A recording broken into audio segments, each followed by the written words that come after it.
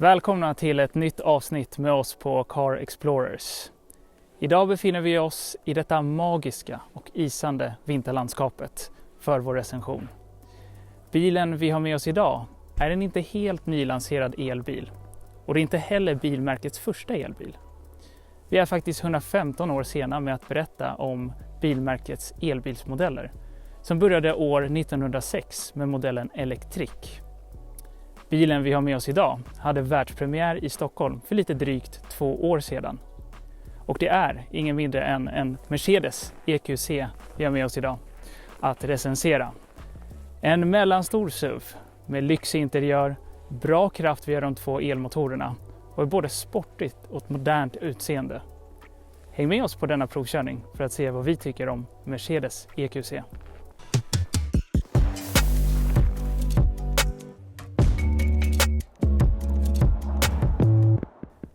Innan vi går vidare med dagens recension så vill vi passa på att säga: är det så att ni gillar våra recensioner och vill se fler av dessa, se gärna till att prenumerera på vår kanal Car Explorers och gilla gärna denna video också. Men nu tillbaka till recensionen av Mercedes EQC. Det är nämligen så att Mercedes EQC är ändå relativt lik många andra Mercedes-modeller på ett antal punkter. Men det finns ett antal unika detaljer. Så jag tänkte att vi kan ta ett varv runt bilen och titta på dessa detaljer. Om vi börjar här framme vid bilen så ser vi ganska snabbt att det är ändå en ganska massiv grill även i Mercedes mått som EQC har. Även dessa lyktor integreras i princip i grillen, vilket ger ett väldigt modernt och snyggt utseende. Och tittar man mer i detalj på själva lyktorna så kan man se att det finns blå detaljer, vilket är något som är EQ-specifikt. Rör vi oss sen vidare längs med bilen, tittar från sidan, så är det kanske så att vissa Mercedes-kännare eller Mercedes-ägare tycker att konturerna känns bekanta. Och det är nämligen så att Mercedes EQC, som vi har med oss idag, bygger faktiskt på samma plattform som Mercedes GLC, som ofta har förbränningsmotorer. Därmed kan konturerna kännas bekanta. Och är det så att man har tittat på bilder av en Mercedes EQC så kanske den känns stor på bilder. Men det är som sagt i verkligheten en mellanstor SUV. För att ge ett perspektiv så är den faktiskt ungefär 4,7 meter lång. Vilket är lite längre än en BMW X3 eller en Audi Q5. Men ändå lite kortare än en Audi e-tron. Här bak på bilen är det kanske inte lika spektakulärt som i bilens front. Men det finns en detalj vi skulle vilja lyfta. För bakom det här snötäcket så kan man skymta att baklyktan går längs med hela bagageluckan. Vilket är en ganska så snygg detalj som bland annat kan ses på ett antal Porsche-modeller. Men det här gör sig även väldigt bra på just Mercedes EQC. Och när vi ändå är här bak i bilen så kan vi ta en snabb titt på bagageutrymmet. Om jag öppnar bagageluckan lite snabbt så kan vi se att bagageutrymmet är helt klart godkänt för en mellanstor SUV. Mer exakt är det faktiskt 500 liter som rymmer sig här.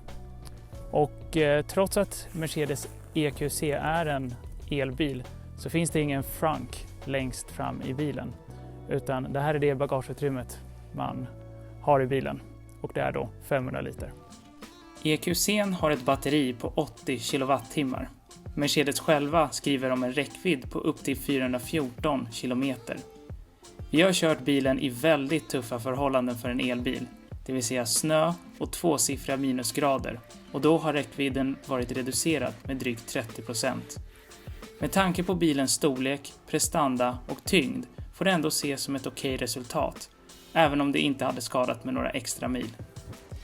Då sitter vi här inne i bilen och för Mercedes-ägare är det nog en ganska så bekant syn.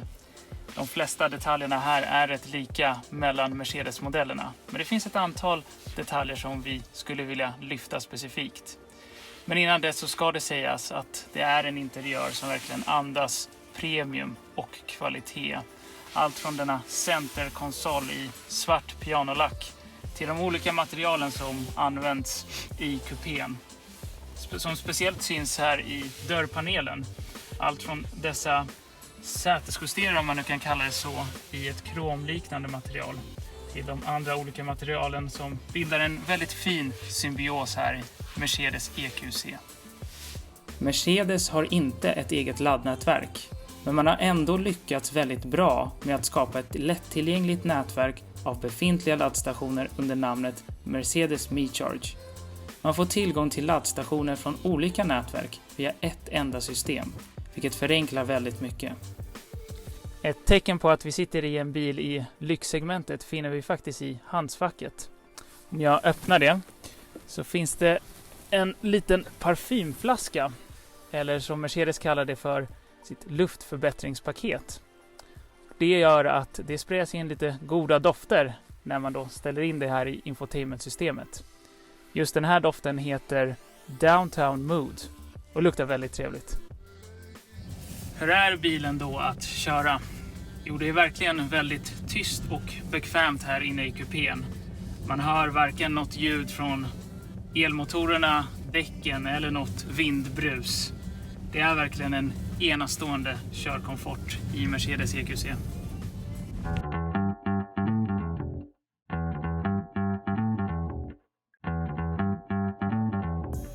Vad mer kan man säga då om Mercedes EQC? Jo, styrningen är lätt och responsiv, infotainmentsystemet är väldigt intuitivt och sätena är väldigt bekväma. Det här är verkligen en bil man kan köra många mil med. Det är nästan så att sätet här i EQC är mer bekvämt än soffan hemma i vardagsrummet.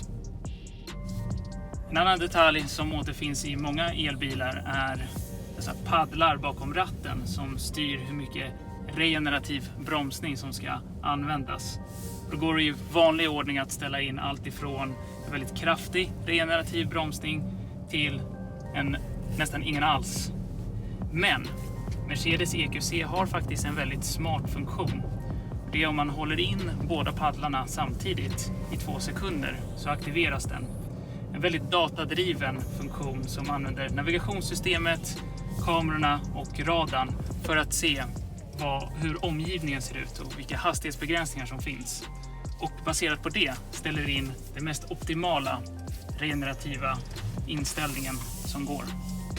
Väldigt smart sätt från Mercedes. EQC:n är fyrhjulsdriven tack vare sina 2 elmotorer, där den ena sitter på framaxeln och den andra på bakaxeln. Tillsammans ger motorerna en effekt på 408 hästkrafter, 765 Newtonmeter och gör 0-100 på 5,1 sekunder. Det är nästan AMG-prestanda, vilket är mer än nog för en SUV som EQC. Trots att det är en tysk bil vi kör så finns det faktiskt en fartspärr på 180 km/h. Bilen väger strax över 2,5 ton, vilket känns när man försöker köra för snabbt på kurviga vägar. I den vardagliga körningen märker man inte av vikten så mycket. Bilens sportiga egenskaper avnjuts bäst på raksträckor, där EQC:n briljerar i nästan sportbilsklass trots sin tyngd. På kurviga vägar känner den sig inte lika hemma. Baksätet i EQC:n är rymligt. Jag som är medellång får plats med god marginal och även Pavel som är drygt 1,90 cm lång får plats och sitter väldigt bekvämt. En detalj som vi även noterar från baksätet är takluckan. Den hade gärna fått vara ett panoramatak som är ett vanligt tillval på andra Mercedes-modeller. Mercedes EQC börjar prismässigt på strax över 800 000 kronor. Men med ett antal tillval är det lätt att hamna på närmare 900 000 kronor. I det här prissegmentet är Audi e-tron och Jaguar I-Pace EQC:ns främsta konkurrenter. Men även den något större Tesla Model X kan ses som ett alternativ. Man kan tycka att Mercedes har tagit det säkra kortet med EQC. Det är inte en bil med futuristisk design och den är heller inte byggd från grunden som en elbil. Med det sagt är det fortfarande en väldigt lyckad bil. Man levererar på de väldigt höga förväntningarna man har på en Mercedes. Bilen har nog med kraft att kännas tidvis sportig och man har lyckats väl med det många andra bilmärken har haft svårt med, att få till ett bra laddnätverk via partners. EQC är bara början på Mercedes EQ-serie med elbilar och vi väntar med spänning på fler intressanta modeller som ska lanseras framöver.